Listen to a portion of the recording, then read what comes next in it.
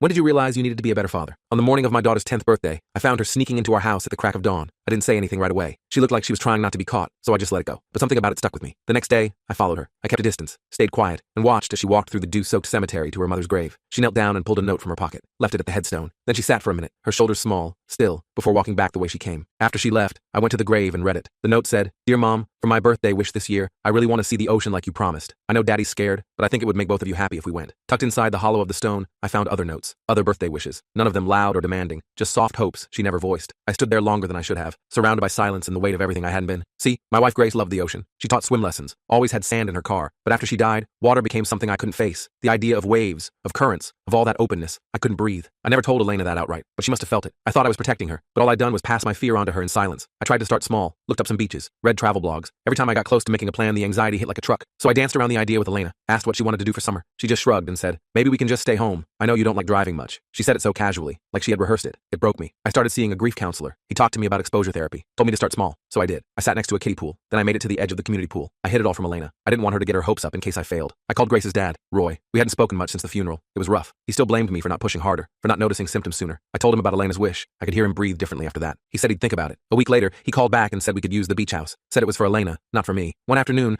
I found an old photo album. Grace teaching little kids to swim. Sand stuck to her legs. I sat on the floor and cried. Elena walked in and didn't say anything, just sat beside me and put her head on my shoulder. Then she whispered, "I tell her about my days when I visit." That moment, just the two of us sitting with memories, changed something in me. I told her about the trip. Then a storm hit the next night. Just a regular summer thunderstorm, but our basement flooded, and I lost it. Couldn't breathe. Curled up in the hallway like a kid. Elena found me and told me we didn't have to go. Said she understood, that she would stop wishing. She was 10. She shouldn't have had to carry that. The day before we were supposed to leave, I froze. Called Roy to cancel. He didn't argue. He showed up, brought Grace's shell collection and a letter she wrote when she was 15, about how the ocean made her feel like she could hold joy and sorrow all at once. He said, "Don't rob Elena of finding her own way to hold hers." We cried. Then we left. At the beach house, Elena ran toward the water with Roy while I stayed on the porch. I hated missing it, but I couldn't move. That night, I heard her tell Roy she was a little sad I didn't come with her, but she understood. Said she's scared of thunderstorms too, because they remind her of the day Grace died. Next morning, before sunrise, I walked to the shoreline alone. Let the waves touch my feet. I didn't run. I just stood there, thought about Grace, told her I'd try harder. On the last day, I asked Elena if she wanted to walk with me. She lit up. We stood at the water's edge together. "Your mom would be proud of you," I said. She squeezed my hand. "She'd be proud of you too, Daddy." Then she pulled out a little jar of seashells. "I thought we could bring these back for Mom," she said. "So a part of her wish comes true too." And that was the moment I realized I had to be better. Not just for her, but with her.